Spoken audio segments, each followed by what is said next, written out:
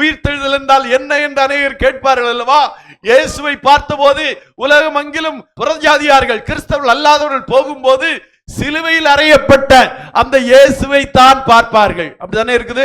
எங்க போனாலும் சிலுவையில இயேசு அறையப்பட்டது. இதுதான் கிறிஸ்தவர்கள் அல்லாதவர்களுக்கு தெரியும். ஏன்னா எல்லா இடத்துலயும் அதான் பாக்குறாங்க.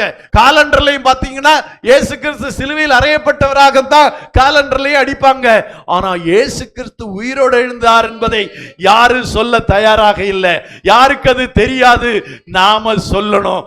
நாங்கள் ஆராதிக்கிற தேவன் இன்றைக்கு ஜீவிக்கிறார். அவர் மரித்தார், ஆனாலும் உயிரோடு எழுந்தார். ஹல்லேலூயா. அருமையான சகோதரன் சொன்னது போல நாம் பிறருக்கு சத்தியத்தை சொல்ல வேண்டும். நீ ஏன் கிறிஸ்தவனாய் இருக்கிறேன்னா, நான் உயிரோடு இருக்கிற கிறிஸ்தவனை ஆராதிக்கிறேன்.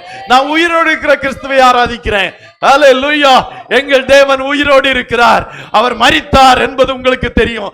அவர் உயிர்த்தார் என்பது எங்களுக்கு தெரியும். ஹல்லேலூயா.